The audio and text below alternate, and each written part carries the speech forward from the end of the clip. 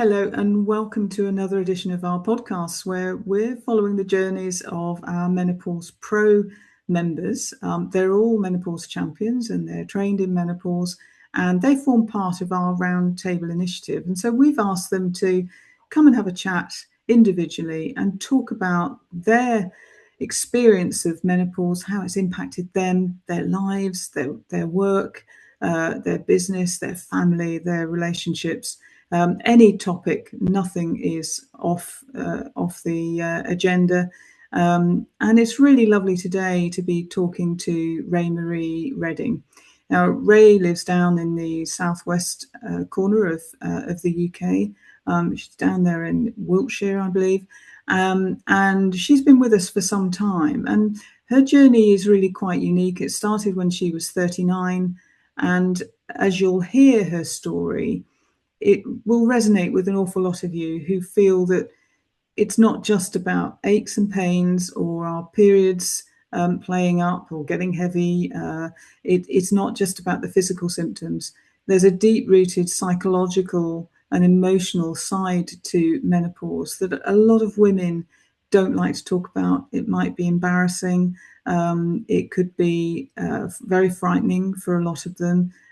As it was for Rae-Marie. And so we moved through her story from the age of 39 with 5 children and lots of heavy mood swings and lots of psychological turmoil going on, where she actually then eventually was drinking too much. And this also led to her self-harming, but not self-harming in a way that you might imagine. She talked to me about, hitting herself in the face, picking up ashtrays, and bruising herself quite badly. So it was really quite a severe time in her life. But let's now talk to her about what happens next. And hopefully that will be really inspirational for any of you who feel that you're on your own and that it's really tough out there. Let's continue the conversation then with Rae-Marie. That mental health impact is just, it's a conversation that we need to have more than the conversation about hot flushes, more than the conversation about joint pain, more than those other conversations that the physical impact.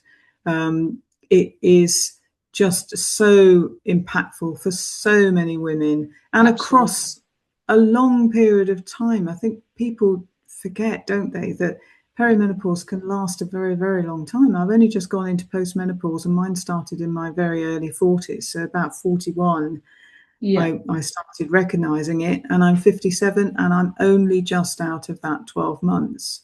So it's a long, long period of time that this can affect you, woman for. And I think as well, with the right guidance, it's certainly for me anyway, the right guidance, the right understanding. And as you know, we do preparing for perimenopause. Those things for me are so important, because if I'd have been prepared for what was to come, I wouldn't have declined so quickly. My family wouldn't have had to suffer. And it's all, I mean, it is getting better without a doubt, isn't it? Especially over the last 3.5 years, I've seen the change. You certainly will have seen the change. But I just think it's really important for everybody, the whole family, not just women, to be able to speak about it more and support each other and understanding. And I think having knowledge, having that understanding can prevent so many things from happening. And for me personally, now I'm 53 and I'm living my best life. I truly believe I'm living my best life now. And I'm so grateful I'm still here, because I came so close to not being. If it wasn't for my children, I wouldn't have been here, because they were the reason I got up every day. But if I'd had the knowledge that I have now, I wouldn't have got to that stage. They wouldn't have had to go through 3 years of hell, really. So it is important. Yeah.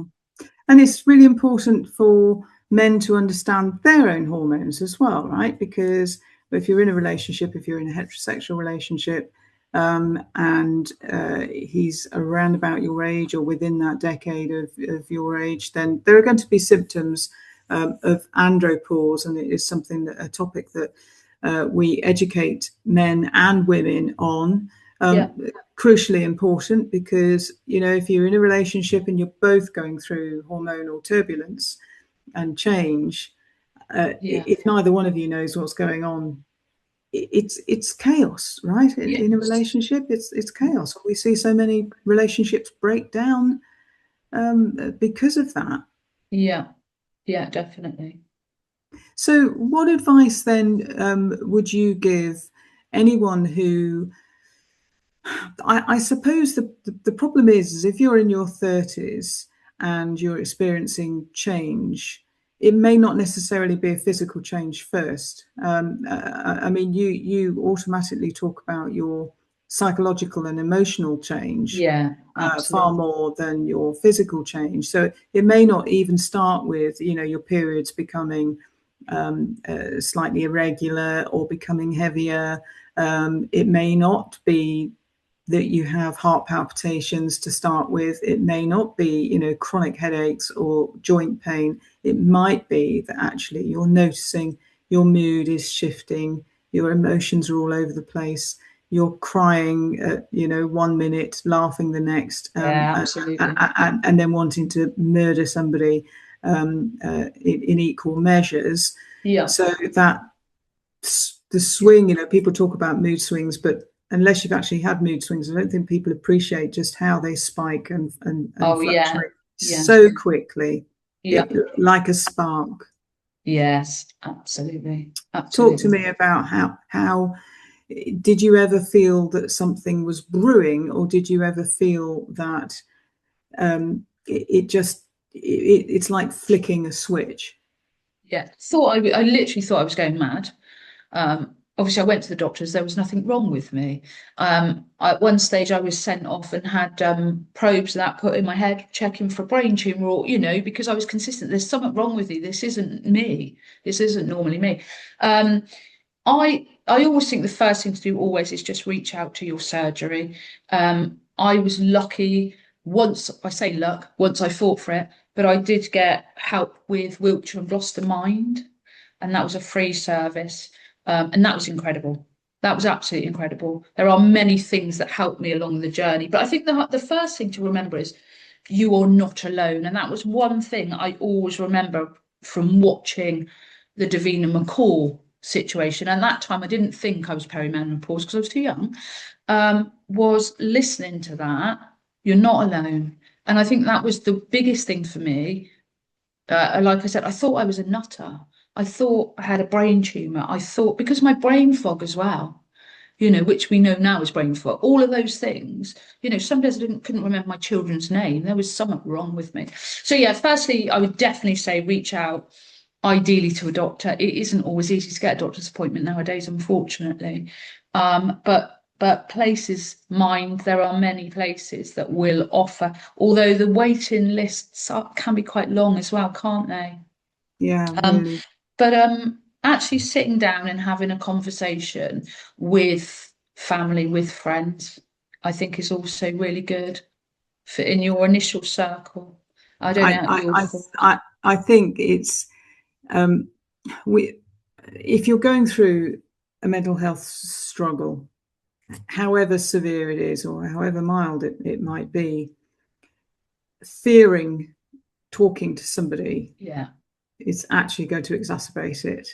Yes. The fear of how that other person, if you say something to them or you try to explain what it is that you're actually experiencing, the fear of judgment, or the fear of them not listening, or the fear of them thinking you're being dramatic. Okay, because women are always told they're too dramatic, they're too emotional, we're always too much of everything, aren't we? We're too this, we're too that. Until it's too late, and then everybody says, well, why didn't you talk to me about it? Exactly.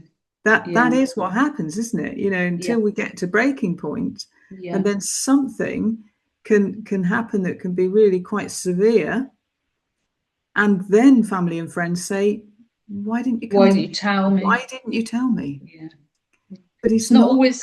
easy. No, I was just about to say it's not an easy conversation to have. And I know from what I was going through, especially once I was hitting myself and things, it was only the mental health team that told me it was self-harming. I was not, it took a while for it to go to my brain.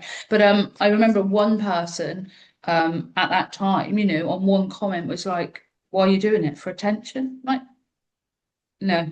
Yeah, so I do understand. I do understand it is difficult to reach out and talk to people. I think you have like you said, fear. It's embarrassing. I was embarrassed. I mean, now I stand up on a massive stage and I tell everybody, it's on the internet that I self-harmed and did these things. But I do that because if it stops one woman from getting there, as far as I'm concerned, I've done my job. So but going back, of course I was embarrassed. I didn't want to do this, so I do understand, but I do think change doesn't come unless you make that first step. And no matter how small that step is, if you want to get well, if you want to change, you need to take the tiny, teeniest step to start with. And it may be reaching out to somebody that you can trust and will understand, or the doctor or mental health profession, somebody where you will get a supportive, understanding listening ear, without doubt. Because I think, it's a long journey, but I've changed what I drink, what I eat, all different things since. Since that's all part of the journey, really. But whatever journey you're going on, if you want to stop and think, I don't want to get any worse, I do think one tiny step forward can make a massive difference. Really can. Yeah, and I think remembering that alcohol is really not the solution. No, Alcohol is always going to exacerbate and make things, a million times worse. absolutely. It might give you a little calmness, but it's lying to you. And I think Yeah, that absolutely. that's the thing. It's like smoking, isn't it? And Yeah, my generation, a lot of us grew up smoking as teenagers or whatever. yeah, And I just remember the conversations around, yeah, but I like to have a cigarette because it calms me down. And, yeah. and actually, it's not what it's doing at all. It's a No, stimulant, and I think you've got to remember that alcohol is a stimulant. It's not going to be calming you down. It might put you to sleep when you've drunk too much of it, but then you're going to feel like hell the next day, and you're yeah, probably going to feel like hell for 3 or 4 days when you're yeah, perimenopausal. absolutely.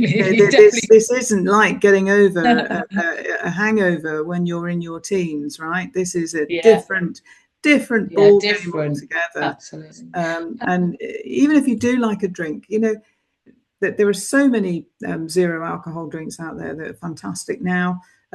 Go with organic. If you like a glass of wine, just spend money on a very decent glass of wine. Have one glass of wine. Make sure it's Yeah, organic so that it doesn't have all yeah, those toxins in it. But you're only going to get to that point when you're feeling good, right? yeah, Because able. And I think for you for don't care me, about the quality of the wine when you don't no. feel good. You just, Well, and it's the also I think, quantity. yeah, in my forties, you know, I had a bottle of not a bottle of wine every night. Sorry, I should have referred, but I had wine every night. The first thing I did when I got in from work was a glass or two of wine. It was something I did. I'm saying wine for me, wine was my massive trigger to my mood swings. And you're right, I still drink wine now, but I drink it in moderation and I drink better wine, if that makes sense. I don't go down the pub and order a bottle of wine, So there are things you can do to try and help, but sometimes it's a vice, isn't it? Like you were saying, in your era, smoking and alcohol, and certainly in mine, everybody binge drank really like alcohol pops and things, and smoking.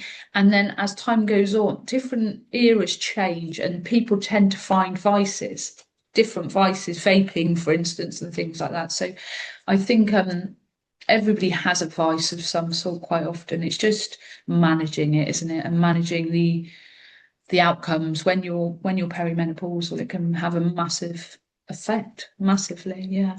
And I think that, you know, in hindsight and with the experience and the knowledge that we have now, and still the research and development that's going on. I mean, we're learning something new about women's health every day, because women's bodies weren't studied until I think it was about 1993 or something ridiculous, Yeah, which is crazy, and people just can't get their head around that. But I that know. is the reality, that we Yeah, have been studied like men with breasts and ovaries, and that's it. That's how we've been seen by the medical world. But things are changing. But I am seeing a lot of younger women. When I say younger, I'm talking about 20s and early 30s now, that are yeah, absolutely terrified of reaching menopause. And I think it's our job to also get across the reasons why women have been having a terrible, terrible time, because I can see that there is this generational thing, you know, and yeah, depending on what generation you're born into, really dictates what type of menopause you're going to go through, because you have this build-up of years of lifestyle, diet. You know, if your if your nutrition is poor, your diet is yeah, poor, you're eating a huge amount of ultra processed foods, which we talk about quite a lot on our podcasts. yeah, If your stress levels are really high, you know, if you've been single parenting and you're juggling your finances, you have decades of that leading up to perimenopause, or a decade yeah, or two. And so you're taking a heap of baggage in with you. yeah, yeah, You know, absolutely. it's Yeah, not just what our biology is doing, because actually our biology can do it in its sleep. Right? It's so yes, clever. Our body is so clever. It's all the obstacles that we're putting in the way. You know, I wonder if your mental health would have been so bad had you not been drinking alcohol, for example. If you had removed alcohol, or that yeah, had been out of your gaze for a decade leading up to your yeah, menopause, you know, how would that have impacted your mental health?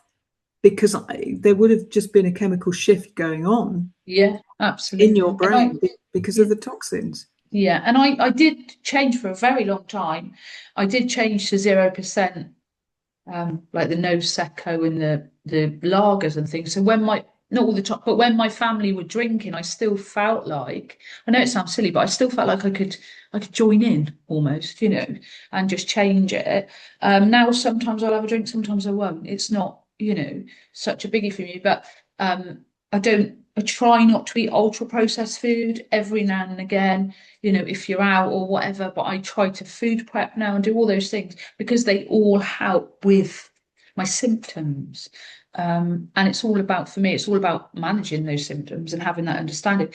And like you say, with youngsters today, and I think the economy and everything, it's a lot harder, becoming a lot harder again, isn't it? It's having that understanding, I think, that, you know, whilst menopause journey can be awful for some people, if I'd have had that knowledge in at their age, or my children, you know, I educate my children now into menopause, you know, it flows down, doesn't it? And I'd like to think if we continue to share knowledge as well as medical knowledge that's coming through, like you said, it's changing constantly all the time. But the more knowledge we can share, we can spread, we can work together for women, all women, at all ages, as the generations go on. You know, your mum didn't speak to you about menopause. My mum didn't speak to me or her sisters about menopause. It wasn't the done thing. But if we can shift it and people can talk about it, then younger generations will be more prepared, I would say, than we were, for Well, sure. looking back over time, no one talked about pregnancy. No, that's true. Pregnancy was a taboo Yeah, subject. You know, we don't go back that far in history where men were not allowed to be there at the birth, no, and that even birthing babies was a you do not talk about that. We do not talk about anything below the belt. yeah, It's not that long ago, and no, so you can see that how times change, and the only way that we can bring about change is by talking, normalizing, things that happen to women, you know, our periods. I mean, honestly, having a period is just one of the worst things that can happen to a woman. We don't want to bleed, okay? But our biology is doing something very clever for reproduction. But we don't want to bleed, you know. It's 7 years of bleeding that we have in our lives, about 7 years end to end. We don't want to be doing that, and it causes all sorts of problems. And I can see that the Gen Zs now, because I have one in my household, but I also have a millennial. So the millennials are now reaching perimenopause. So they're going through their menopause. I heard the other day. That was really good. And I think they're quite fearful. But I think the Gen Zs are picking up a lot of knowledge. You know, they know about nutrition. They don't want to be obese. They don't want to be carrying this disease. They really are very savvy when it comes to eating and drinking and lifestyle factors and things like that. So I think there is going to be a real shift over the next 10 or 20 years where we won't have to worry too much about women being frightened. And that's very pleasing. That's very pleasing. Yes, absolutely. So it is positive, isn't it? Definitely. Yeah. So we're moving in the right direction. So talk to me about the work that you're doing. I know we've touched on the work that you've been doing in colleges, and I know you're out there training, but you're doing a lot of one-to-one as well, aren't you? Yeah. So I, just over 2 years ago, I set up a monthly free menopause group for women. I actually got a job with the council. This is how it started. And they paid me for 6 months, like councils do, to talk to the community. And we had a monthly group. They asked for it to continue for the next 6 months. Not a problem. And then a few months before it was due to restart, the council cut their budget. Budget's been cut. I knew as soon as she said budget's been cut, I thought, well, we're the first to go, without being rude. So she was like, unfortunately, we have to cut this group. Now, cut a long story short, it's quite a long story, but the group averaged between 7 and 36 women that had been coming for the past 5 months, once a week, to a group setting where I would talk about variations of menopause awareness, give advice, so on. And I just thought, well, I can't now just drop these 36 women and just leave them with nothing. I spoke very and said, is there any chance I could have the area free of charge? But anyway, in the end, all the women still wanted the group to continue. I wanted to try and help them. I'd helped so many people by just telling my story and, you know, and presenting to them and discussing variations of food and such as like. So, cut a long story short, I found a local premises that would let us use a room out the back, free of charge, so long as we bought a drink. So moving on, so the last 2.5 years, the third Monday of every month in my local town, we have a place where women meet. And what happens every month, we have a different topic, and then we have a wonderful expert or somebody who in their field knows more than we do, that will come along and they gift me their time, and my ladies in the group their time. So sometimes we may have 6 women, some 7, sometimes 30, or depending on the topic, will depend who comes each time. But this has been going for 2.5 years now. Very rewarding for me as well, because it's so lovely to see. And everywhere I go, a lot of people will say to me, we really need this, but people don't always come because it's still quite a private thing. But I'm still continuing to do the monthly group. It still happens. We have WhatsApp group as well and different things. I also did, following on from the training with Meg, I did a mindset and mindfulness coaching course, which I practice all the time. And for me personally, mindset means so much when you get up in the morning, you know, to carry on.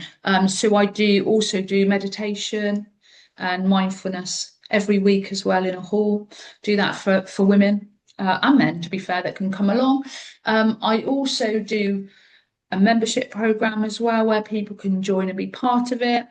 In my home salon, so in my home salon for 2.5 days of the week, I do one-to-one menopause and mindfulness coaching as well, so people can come and have one-to-ones. I go out into the community and work for councils, businesses of all different sizes.